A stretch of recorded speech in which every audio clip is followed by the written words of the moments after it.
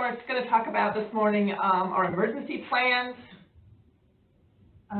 And I have given pretty much the same presentation to the auditors and to the recorder so far this year. But we're trying to hit all of the offices for this. Certainly with what we've been through this year, everybody is certainly now quite aware of the need for emergency plans. And it's not going away anytime soon, maybe by the end of the year if we get a vaccine. But we just don't know from day to day. So what we're encouraging is that you, and I think I've heard so many times, you plan for the worst, but you hope for the best. But just in case the worst happens, you've got those plans in place. I think we'd like to think that there is never going to be a need for emergency plans, but we have certainly learned differently, that we have to be prepared for those. The best time to prepare for those is before they happen, not when you're in the middle of it, when resources are limited and the plans that you're developing today you really needed a week ago. So we're talking today about this, it's kind of late in planning as far as the whole health emergency and the COVID, but again, it's not going away. There can still be situations. I've had calls from counties where they've had to close the courthouse down because someone tested positive, or they've had to close a certain department. So obviously these things are still out there and still an issue. And we don't know what the next emergency is going to be. And again, hopefully there isn't one, but we need to be prepared. You need emergency plans on so many levels. Obviously, you set them up for your home, for your families, from how to connect after an emergency. You need them at the community level, so your churches, your nonprofits, all of those that provide services need a way to continue. And the county needs to have an emergency plan. And this is going to more fall on your commissioners. I'm sure they've been doing double duty this entire time, but they need to prepare a plan for all county operations. And to somewhat extent, what I've seen, coordination of those community resources as well. It seems to fall on the county to pull in a leadership role. But each elected officer and department head needs to have a plan for their specific office or department. And that's what the focus of this presentation is, how to prepare that plan for an emergency. This is going to be very similar to my favorite topic of all time, internal controls. Because just like with internal controls, we don't know what your resources or situation is. We can't give you a specific plan that's going to work for everybody, but we can give you some ideas, some guidance, some things to think about that you might not have thought about. And in addition, an emergency plan, much like internal controls, is going to be a living document. It's going to evolve as resources change, as software changes, as so many changes that you have to adapt to make sure that your emergency plan still works. You don't want to have to dust it off, in 3 years and find out that it doesn't work anymore because everything's changed. So it's something where you're going to want to keep going, just like with your internal controls.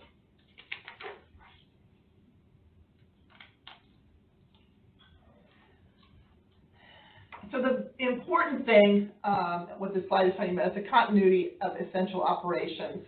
The emergency plan that you have has to be flexible enough to respond to any kind of threat to your continuity, and whether that's a health pandemic that we're going through right now, a natural disaster, a cyber attack, anything that threatens your ability to do your job is something you're going to have to work into this emergency plan. Currently, as I said, we're still in the middle of a pandemic, and it's interrupted our government business for many weeks rather than just a few days. This is something we really hadn't dealt with before. There are counties that have dealt with weather-related blizzards, floods, even tornadoes, where there's a point in time, an event that occurs, and then we had to recover from that. A snow event might last a week or two at the most, and then roads got open, stores got restocked, people went back to work. But in the past few years, we've been experiencing cyber attacks, which also consisted of an event that occurred that you had to recover from and find some way to continue operations when your software was infected or taken away from you under ransomware. But with the pandemic, what we're finding is it a lot of those aren't working because there is no specific into the event. So we can't say as of this date everything's going to be fine. We just don't know, and we can get better, and then we can slide back into worse, and go forward and back up. And as I said, there can still be situations where, because there isn't a vaccine, where your office may be shut down because someone in your office has been in your office has tested positive for COVID, and y'all have to go into quarantine. So, as you know, for any threat, the government services are essential. Not all functions are as critical, and you need to prioritize your services. Some you may be able to put off for a while, but it isn't really practical to just shut down and wait it out. And I think in some cases that was our instinctive reaction. We'll just shut down and it'll, kind of like a snow emergency. We wait a week, everything's going to be fine. Well, that was in March, and it's August, and it's not fine. So you just can't stop what you're doing. And you guys are all well aware of that. For you specifically with the property tax collections, in order for government to operate, those taxes have to be collected. That information has to get in through settlement and get out to the units so that they can keep their operations going. And it's not something you could just wait it out.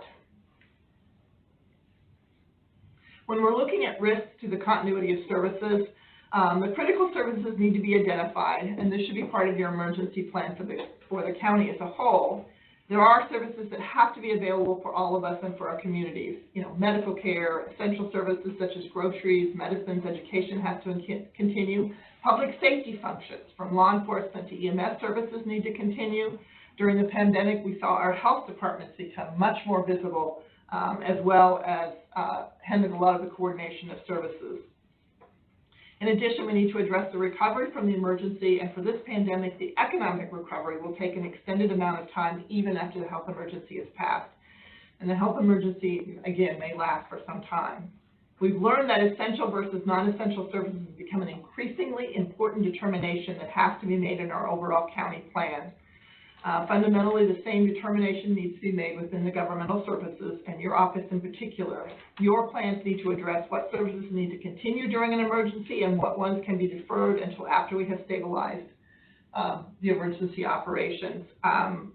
Again, we had sent out a memo. I'm going over that necessarily this time, but we had sent out a memo about to the commissioners, establishing your emergency plans and deciding what needs to be one and doesn't, and that we were deferring to your judgment of that, pass a policy, get yourself going, and if things need to change, we would take that into consideration and certainly not take audit exception.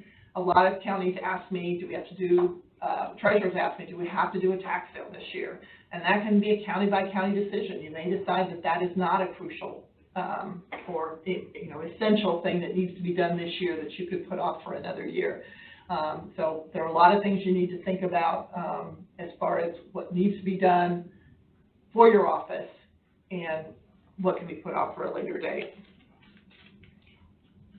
The state examiner did issue a directive on March 19, 2020, and all of the memos and directives that have been issued in response to the COVID-19 are available on the homepage of our website. Paul mentioned that yesterday. If you go to in.gov/SBOA, that first page, and you scroll down, you will see all of the directives and memos that we have issued in case for some reason you didn't get one.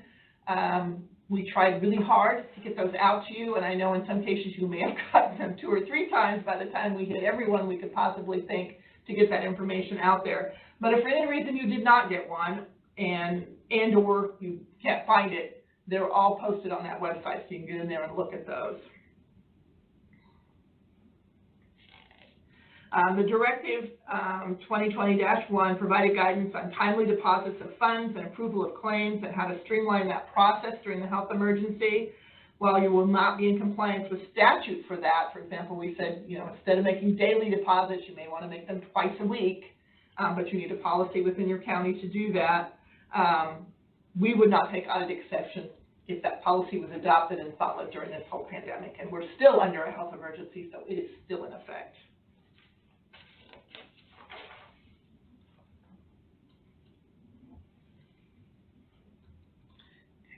There are some resources available. FEMA has an excellent, it takes a little while. I read through all of it, and I will say it does take a little while, but there's some fascinating information that can help you think about it.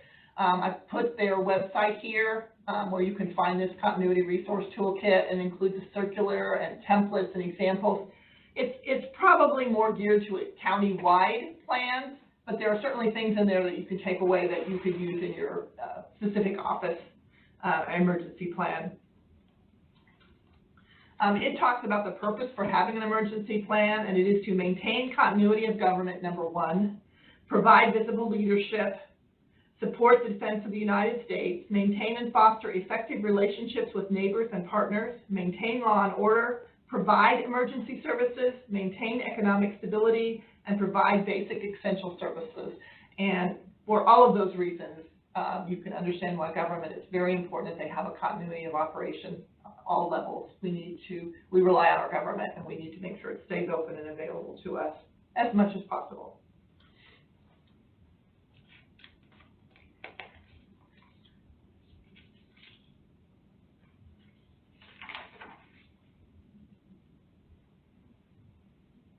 This is another list of resources. These are found on, like, in that first page of the website, but I put the actual link here if you want to go directly to them. There is an SBOA memo on the continuity of essential operations. There was another memo on coronavirus items to consider when you're planning some of these memos on how to keep your county going, and what you can do, what you can think about, what we will look for during the audit.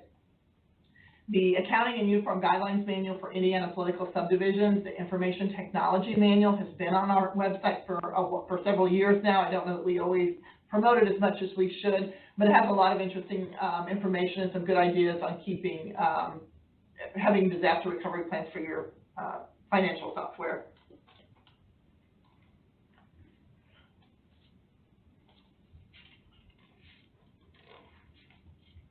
And we'll be going over the Continuity of Essential Operations memo in a little more detail to try to flesh out what's in that memo, to give you some guidelines to go by and things to think about. And the thing I want to point out, and the one thing we found a lot with the questions that we're receiving, is you can take measures to streamline your approach, things like doing the deposits, twice a week instead of every day, because of offices being closed, banks being closed, and things like that. How to do your claims when you can't have public meetings. A lot of those things that were in that original memo. We want to emphasize that the rules and the internal controls don't go out the window because we're in an emergency. It's not the wild, wild west out there. You have to look at your plans, you have to look at your internal controls and adapt them to this emergency that you're dealing with. But in fact, I would think your internal controls might even have to be stronger than they were before, because you're outside some of the things that you've relied on to keep things going. And I just want to make that really clear. We're not saying anything goes. We're saying make careful consideration of what you can do during this time to make things go smoother.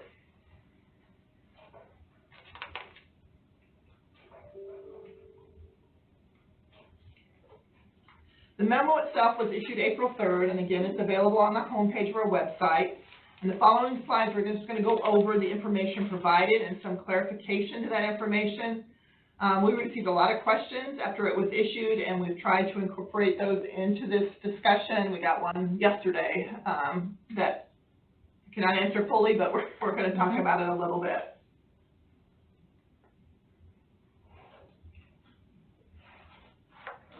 So the first thing it talks about is in the event that the unit fiscal officer, and again, I should have said this at the beginning, this was a memo was sent out to all of the political subdivisions. This is counties, towns, cities, schools, libraries, everybody got this. So it's not just geared towards counties, so you have to keep that in mind. In the event that the unit fiscal officer is temporarily unable to perform duties, consider designating individuals who will fill in for the fiscal officer in order of succession. At least one of the designated individuals should be outside of the government office, such as a member of the governing body. We recommend providing the name, position, and email address of the designated individuals to the governing body and the unit attorney. We got a lot of questions about what do you mean by order of succession. We have a chief deputy. We don't need any of it. We have our order of succession.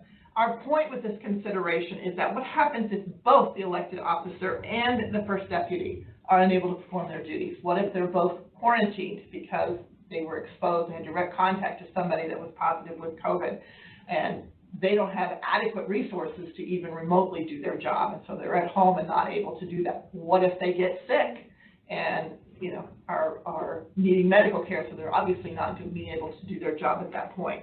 And that is something that we've had to take we've never really had to deal with before in the kinds of emergencies we've dealt with, but we know now that we do, because it has happened in more than one county. So it's very important that you have a way to keep your office going, even if everyone that actually works in the office is unable to come in and do that, okay? So again, this is kind of prepare for the worst, hope for the best. We hope it doesn't happen. We hope you never have to put this into effect. But when you're sick and home is not the time to be worrying about that. That's the time to be worrying about getting healthy again. So in our scenario, with both the officer and the deputy are in quarantine, or worst case, under medical care or hospitalized, who's going to get the job done? Who else can do the work? Who else knows, how to post your cash book, how to make deposits, how to answer questions about taxes, things like that. Positioning someone else to be able to take over the essential functions in case of such an emergency is, again, much easier to do before the emergency, because that person needs to know they're part of that succession plan, and when they would need to step in. Measures have to be taken to provide that person with access when needed, but only at the time it is needed. You do not want them to have access beforehand. Your internal controls would tell you that access to your record should only be authorized for essential persons. So you don't want that person outside of your office to have access to the bank account unless they're really having to make deposits or work with the auditor's office to issue checks or electronic payments or things like that. The designated person outside of the office still needs to be another elected official or employee of the county. And you kind of brainstorm here. If you had someone that maybe worked in the treasurer's office in the past and is working in another office that might be able to step in. If you have someone from one of your governing bodies that has some knowledge or is willing to learn and do that. Any of those kinds of things could work. But it couldn't be like a former treasurer or a former chief deputy who's not working. Yes, you want someone that is an employee of the county, and it cannot be your neighbor's cousin's second child who's out of work right now. It has to be somebody already within the system that is already an employee of the county or an official of the county. One of the things you're going to need to check is that if that person is not currently bonded, do you have coverage for them while they're taking on this role for you? Would they be covered by your crime insurance policy? Do they need to have a bond in place because maybe they aren't working directly with funds and will be if they're covering for you? And again, make sure it's someone you trust to fill in that position. And we would be happy to brainstorm as far as going, and again, you're preparing for the worst, hoping for the best. You may never need this person to ever do one day's work in your office, but you need to know that that's available in case something does happen and you need to get work done through the treasurer's office. Yeah, we have one that says with our county, there's only 2 of us, so we would be shut down if we were not healthy. Yes, that's true. And even for counties where there's 4 or 5, if someone has come into the office and you're all in direct contact with them, they can quarantine all of you. And if you have remote access, that's great. We're going to talk about that later. But if you don't, that's going to cause a problem. So, yeah, you have to think these things through. What would happen if I weren't here? Who would take over? What would happen if they couldn't be here? Who would take over? How do we keep this going? And again, it may be bare minimum, but how do we keep our office going so we're not completely shut down?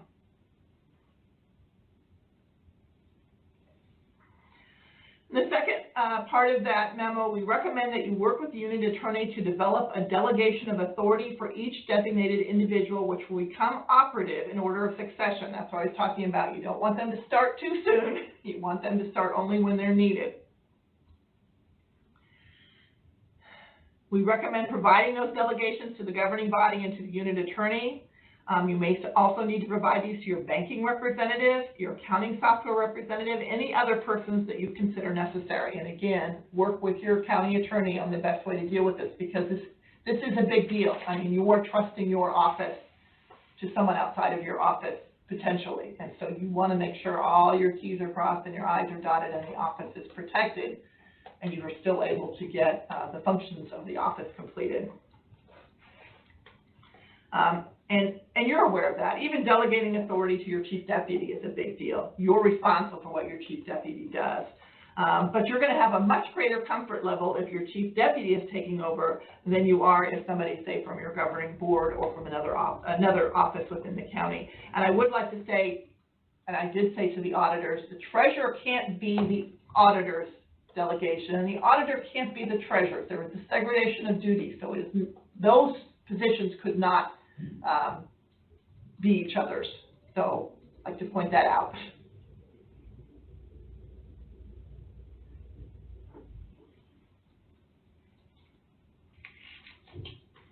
And talk about making sure that whoever you are providing this information to whoever needs to know, not only the person that has agreed to be delegated to do this, but also anyone that's going to be working with that person. So again, your governing board, the unit attorney. Also, for a treasurer, you want the auditor to know, just like the auditor would want the treasurer to know, because you guys do so much together. Who is going to be taking this role on if something should happen? Okay. Is Lori referring about the actual auditor or anyone in that office? I'm talking about the auditor themselves. I would not necessarily choose someone in the auditor's office unless that was, further down in the designation, and because they really should not be able to do both sides. They should not be able to handle everything from receiving it in to depositing it. You don't want one person doing that. If your auditor's office is big enough that maybe they could spare someone to kind of separate from the auditor functions and do the treasurer functions, that might work. But it couldn't be the auditor themselves, the elected officer, any more than the treasurer should be the designee for the auditor.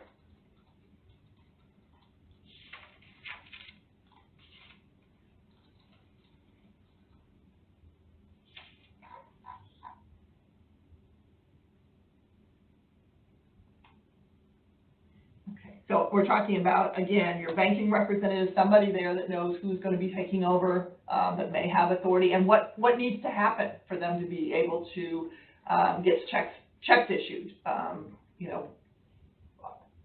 legally, what needs to be done. And I really don't know whether they have the authority then to use your signature or whether they have to have their own signature on something. So you need to work all of that out in advance. Same thing with your software representative. They don't want to just get a cold call that says, hey, I'm, John Doe, and I'm working on the treasurer, without any kind of knowledge that this is coming up or could come up. And remember, you're not available at this time to be easing the way, so you want to make sure these things are in place. And again, anyone else that you can think of that you deal with that would need to know that who's taking your place in case you're not there. And that starts with your chief deputy all the way down to the layers of succession. It's not just one person. It's going down through, it may go through every member of your office down to outside, but at least one from outside, just in case the whole office ends up being compromised.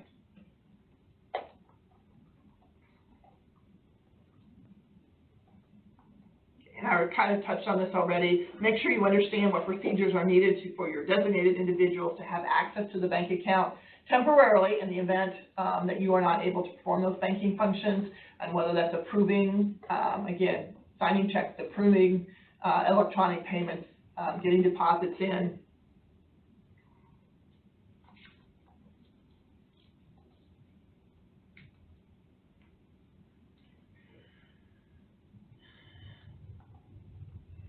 So again, you need to find out what requirements the bank has and make sure that you fulfill that and that that person does not have access prior to that, that this is completely contingent on this designation and when this will take over. We do, again, recommend that you keep the segregation of duties as effective as possible. If you are unable to, because you have a small office, and you're unable to keep the segregation of duties going because one or two people are not able to work, you need to have some mitigating controls. You need to think about that and how you're going to address that if you have only one person, say, keeping the office running. How you're going to deal with the fact that they now have complete access without any oversight or approval. It is really easy when we're in the crisis response to lose sight of the long-term picture because you've got to get through today or this hour, and you're not thinking about 6 months from now or 2 months from now or whatever when you're going to go back and look at this. So that's why we're talking about, again, that you try to make things more efficient and flexible to handle that crisis. You may streamline or suspend some rules, but you do not throw out all the rules or your common sense. Careful thought needs to go into this to make sure that everything works the way it's supposed to. In order for your delegated successor to actually succeed in filling in for you, they must have information and access to resources. This is a list of contact information to consider. You may or may not need all of this. I would say B is crucial. Just put a little plug in for us. I realized when we were told to work remotely, I can't even say it, it's such a thing. I was actually on my way in when I read the text that said, don't come in. I thought, you know, I had everything I needed, that I had pulled it all home and I was all ready to do that, and I find out almost every day that there's something I wish I had grabbed that I didn't.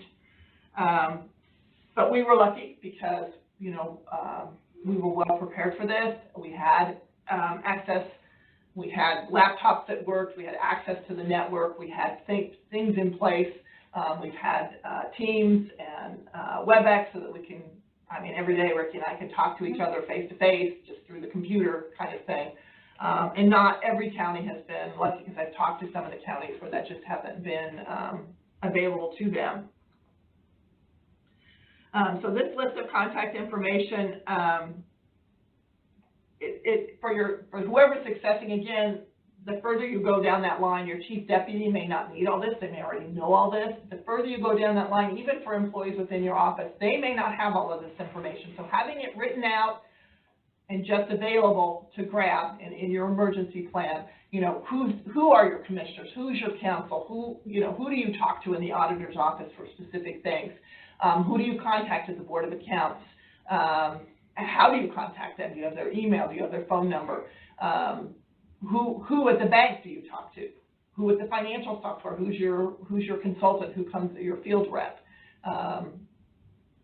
your IT staff. Believe me, you're going to want to get to know your IT staff if you're lucky to have that, because even when you're working remotely, we're doing panic emails or texts going, I can't do this, it won't work, help me, and they've been wonderful about working us through all of this. Contact information for the association itself, because there's a lot of help right there with your association members, and your neighboring fiscal officers, so treasurers in other counties that you work closely with, you know, that would be willing to step in and give them some guidance and help them get through it from the people that are doing the day-to-day. And then any other contact information that you think is important to your office, you know, that you rely on, that you might want to make sure is available to them. There are websites available with this information, but you don't want your designee to have to go to the State Board of Accounts website to look for us. Just have it right there. If you have questions about accounting, you know, call Ricky or Lori.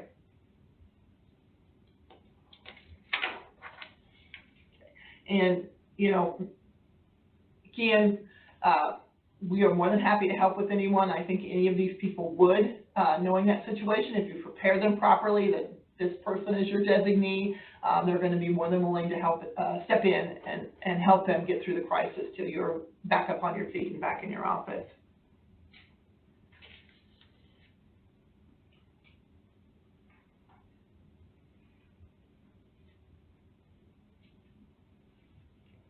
And again, the last one, if there's anyone else that you could be proved to be a valuable resource for your successor, be sure and provide their contact information. Each office is going to be, I mean, you're very similar. You all have the same purposes, but you're going to operate just a little different. So if you know there's one that operates a lot like you or has the same software or something like that, that information will be really important. It will also, when you think about it, make less work for you when you return to your office. So there is some selfish motivation as well as the selfless motivation to have the county to continue operating, but it's going to make less work down the road if everything kind of goes smoothly and you don't have to come back and untangle, 2 weeks of a mess.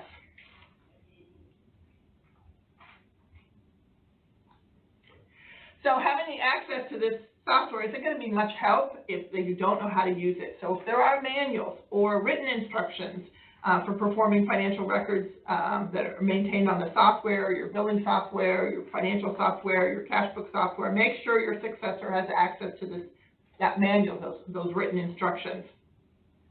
And just as a very second subtle, extremely subtle plug, written policies and procedures as well as your internal controls would be absolutely fantastic in this situation. So if you have them written, have them available. Backups. This has come under more scrutiny with the event of the cyber attack, even before the whole pandemic. Backups should be maintained on a daily basis and separate from your main server or storage. If the backups are part of the server, the cyber attack will take them out as well.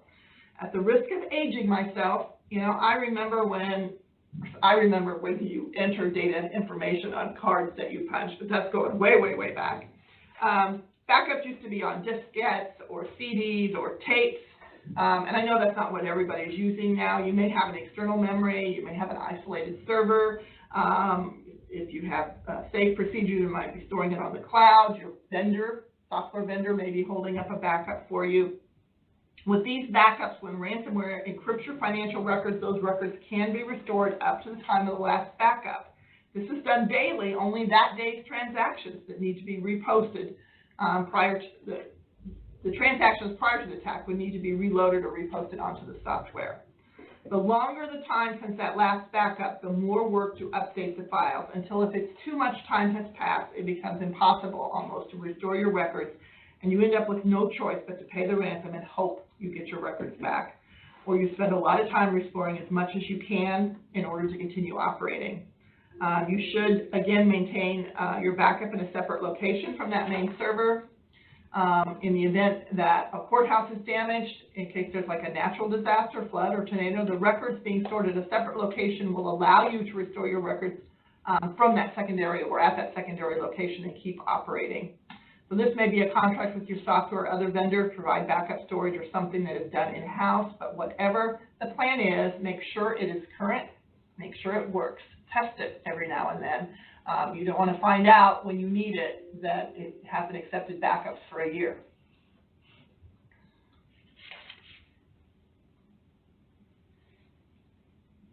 For the same reason that you want your designated person to know who to contact, you also want those contacts to know who it is that's going to be designated to contact them. So the first time your IT person knows that you have a designated successor should not be from the initial contact from that person. So your contact list, your IT, software vendor, bank, etc., they all need to know that there is a legitimate request, that this is a legitimate request by your successor, and feel comfortable in assisting them to complete those essential duties. Okay. It's important to determine what essential duties need to be done and what can be put off for a later date. And then those duties need to be prioritized. These priorities would guide your own work during an emergency when you're operating due to restriction of resources. If you're having to operate remotely, if you're having to come in, every other day or something like that, so that you're not having your usual normal work week. Having that priority list will help you decide what you need to do first and what you can put off. If you're unable to perform the duties for any reason, then your designated person will be even less efficient than you are. And since they're only working with reduced resources that they are not even familiar with those duties, it's a good idea to have prioritized and let them know this needs to be done first, this can be put off until I get back, those kinds of things. Payroll is always a high priority case, not only because employees need pay to continue, the paychecks need to be issued for timely to comply with state law. You work with your auditor to get payroll out. So if your payroll person is not able to perform that function, you need to have someone else that's been trained on that or able to kind of step in and keep that payroll going.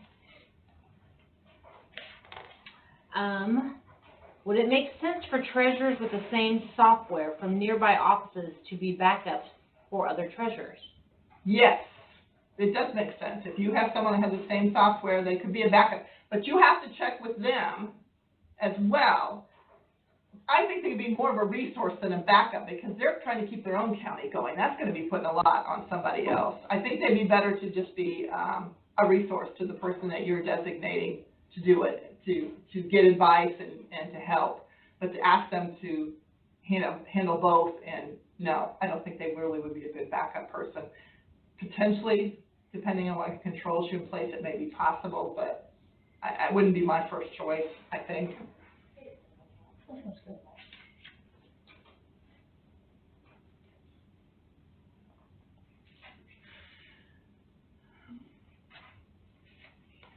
In addition to payroll, there are claims that have to be paid, debt payments that need to be paid on time to avoid penalties.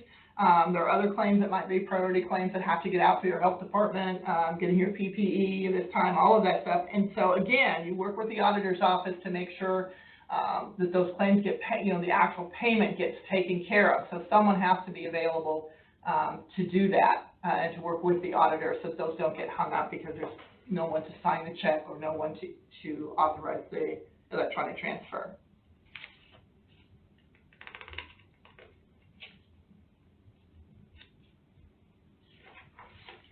And I mentioned earlier we have a directive that provided guidance that we are not going to take audit exceptions. If you have a policy that for the pandemic, for the emergency, that allows you to make your deposits twice a week instead of daily, just to kind of take that off.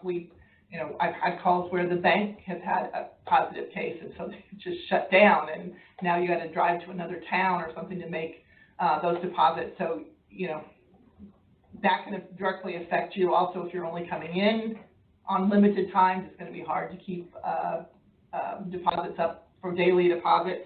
So hopefully your county did adopt that.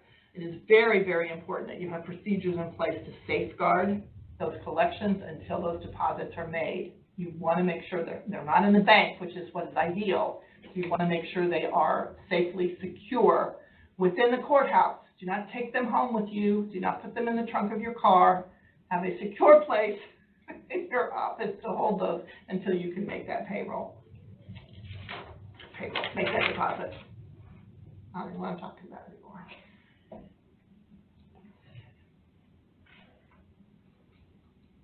Okay, and as I said, it's very important to prioritize your tasks so you free up your time to focus on those things that you've determined to be the most important, the most essential. You do have to track all of this so that the things that you have put off still get completed as necessary when the emergency is over or when they move higher up on the priority list. So you want to make sure that you're still tracking that. Business as normal no longer exists as far as I've learned, and when we even get back, it's probably not going to be as we were used to it. If you have established your emergency plan, it will help you organize and provide your necessary services outside of crisis reaction. Remote working, furloughed employees, closed offices, even damaged offices or records will require you to reevaluate your internal controls. And again, they don't just disappear. Hopefully they're in writing, hint, hint. But however you have them, you need to look at them and maybe modify them to deal with the changes that you have during the emergency. As much as possible, you need to continue to have a segregation of duties. That is like the golden standard for internal controls. It may not always be possible, but as much as possible, you want that segregation of duties in there, even if it requires someone from a governing board or another office to provide some oversight or review processes. And remember again, the emergency doesn't mean all the rules go out the window. The policies and procedures may be streamlined, but they still need to exist.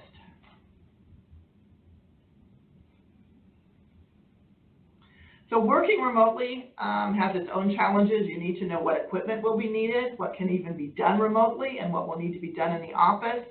If staffing at the office is to be limited due to health concerns, what procedures will be followed to protect the health of the employees, such as alternating days to come into the office so that the number of employees on any given day is limited. Having the necessary equipment and structure to support the work remotely will be extremely beneficial, and Paul talked about that a little yesterday. If you found that you do not have the equipment that you need to work remotely, now is a good time to start working on getting that purchased, especially with the CARES money that's available to the county.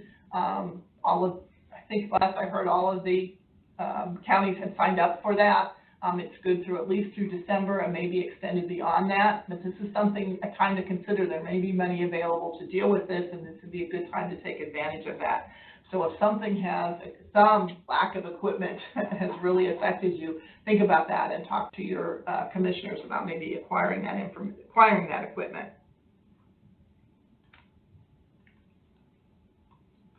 And what you do when you're working remotely with your financial side software, remember, try to talk to your vendors, find out, again, if you work remotely, how do you access it, how is that access secure, again, what you can and can't do remotely, so make sure you get some idea on that. We did discuss cyber attacks a little while ago. What is really unfair during this emergency, this horrendous emergency that's taking over our country, is that cyber attacks increase because they know everyone is stressed and working in unfamiliar environments and more likely to fall to a phishing attack or a click on a suspected link. Due to the stress of the situation, they're just reacting, they're trying to get stuff done, they're not putting a lot of thought behind it, and so it opens you up. It really does open you up for cyber attacks. So any action that you would not have done in a regular course of business, you should not be doing even when you're remotely. So remind your staff to be even more suspicious of any and all unusual emails and phone calls. This is going to slow you down, but it is worth it to take the extra steps to make sure that those emails and phone calls are legitimate rather than to lose money. Open up your financial software or your banking information. I thought I shut that off and it's not coming back on. Mine shut off. Mine just popped back up. So I think she's leaving back. Oh. I closed it again.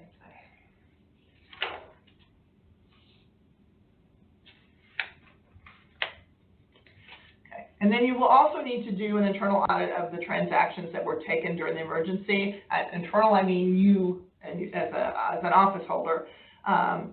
You need to go back through and look at everything that was done and make sure it was done correctly, or that the errors were detected and corrected.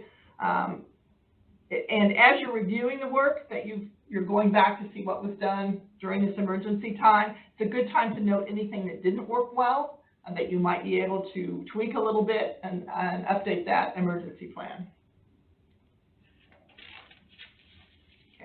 This is the second memo. It was issued on March 16, 2020. It's just items to consider during the, how much time do I have? You're right there. So you got a few minutes. Okay. So this memo just gave a list of items to think about when you're developing an emergency plan, to identify what work can be done from the office, things like accepting collections, processing payroll records, issuing, collecting your taxes. How is that going to happen? What plans if the office is not available doing a natural disaster? If there is an alternative secure place to work during that time, you might be able to do that. Counties have made a decision that they would only accept payments by mail, like tax bills payments by mail, or you have to go to the bank or a lockbox. Can't do it in person. We understand that. I mean, that cuts down on your risk to exposure from that kind of thing.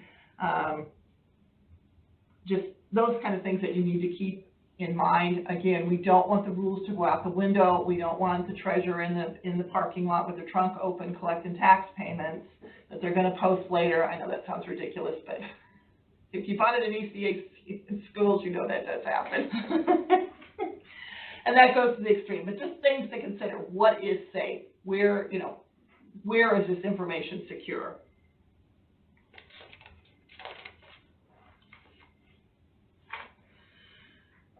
once you've determined how you're going to operate, who's going to come in, who's going to work remotely, if you have alternative work schedules, all that kind of stuff, you need to communicate that to your staff, as well as what procedures you put in place.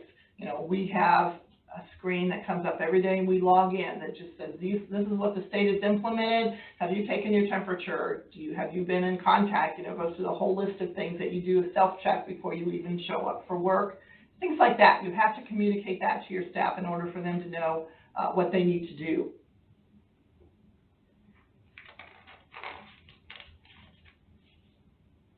Okay, I don't think I went forward on that one. Just now moved, there you go. Sorry about it. Okay, working remotely. Remote working has its own challenges, as you probably already discovered. How do your employees check in?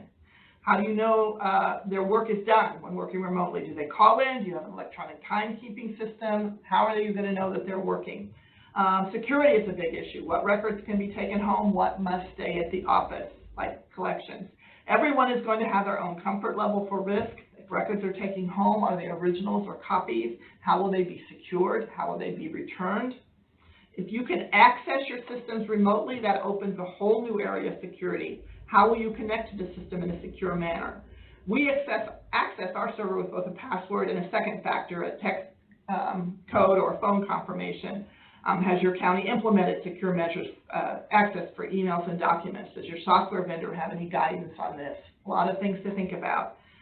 Employees need to retain a high level of awareness, again, of phishing and other cyber attacks during this kind of event, what protocols are potentially relaxed during remote work. When those protocols are potentially relaxed, their awareness needs to increase to compensate for that. Wi-Fi passwords for home internet need to be more secure than when you're using that system to remotely access your work. It's human nature to pick the easiest passwords for your home internet when you weren't, just streaming movies or something. But if your employees are using passwords like 1, 2, 3, 4, 5, they really should change it to a more secure password for the time period that they're working remotely. What access do your employees have to tech support when they're home? Nothing is worse than having technology problems and having no one to talk to. Know your IT people. Do you have the equipment that you need? If you found that there were pieces of equipment, laptops, tablets, etc., that would have been helpful, start planning for obtaining these. I just mentioned the CARES funding that's coming from the state to the counties is a good way to help pay for that.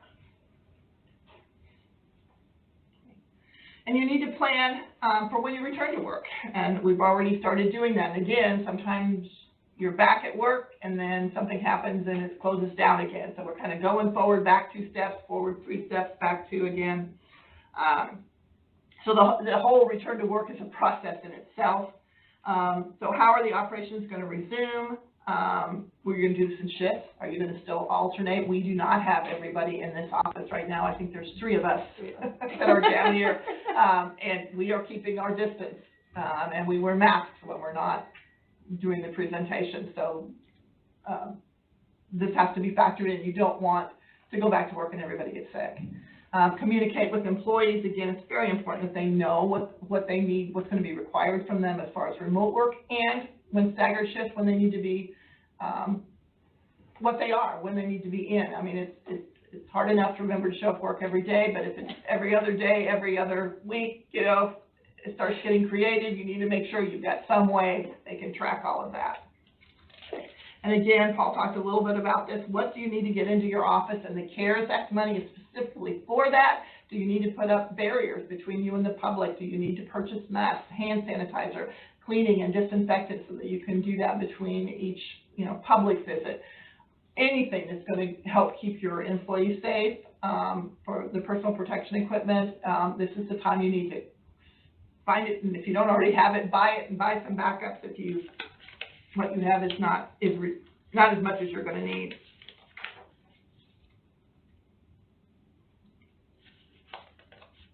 Okay, this is the grant I was talking about and Paul was talking about yesterday. We do have a memo on the accounting for this. Give you some general ideas about it. Your auditor is going to be doing the accounting, but you do have your funds ledger as well, so you need to know how this is going to work because it does involve moving expenses And so you need to be aware of that, because you're going to have to mirror that on your funds ledger. When they do it, they need to be keeping you in the loop so that you all are doing it at the same time. So if you get this grant approved and the money comes in and you're moving expenses from a fund that's already paid it, like the general fund, you need to have communication in place so that that transfer gets done on your funds ledger as well. And we included in there that we are not going to take any exception if this CARES Act money that's coming through the state to the county does not have an appropriation. So, you know, you're needing immediately to get this equipment or get PPE or whatever you're purchasing. The turnaround on that can be as soon as you get the money. Going forward, as soon as you get the money, go ahead and buy that equipment.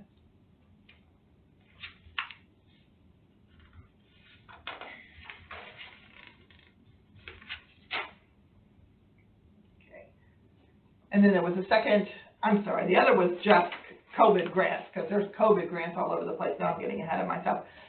The previous slide, there is FEMA money coming out. There is CDBG money coming out. There's money coming to the health department, state health department, to your health department. There's money all over the place that's coming through. The one I was talking about specifically is the coronavirus relief program, the CARES money that's available for counties to purchase equipment and PPE and all of that. That's what I'm talking about, that all of the commissioners have signed that acceptance certification, and it's good at least through December and possibly longer. And there, again, the kinds of things that are automatic are those cleaning and disinfecting supplies, medical supplies, personal protection equipment. It is a reimbursement grant. You have to send the claims in and get reimbursement. And this memo talks about, again, how that works so that you can move then those expenses over to the grant fund out of the fund that originally paid for it. And that's something you're going to, again, have to be involved in. The question that came in yesterday, I thought I had copied it, I hadn't, that came in yesterday was about, a lot of it about preparing for this and how you decide what to do, what you can't do, and it's really hard for us to answer, other than we don't want you taking, property tax collections in the parking lot. But this is something that you might want to brainstorm as an association and get some best practice, some things that worked and didn't work, and what to do with mail, what to do with deposits, how you handled that, and just get some dialogue going back and forth to help. And again, as I said, it's still happening where counties are getting courthouses shut down because of having positive tests. So you can still, even though you're back to work for the most part, it can still happen that you can take some steps back and want to be able to implement those. So I would really suggest that you all work together to try to get some best practices going.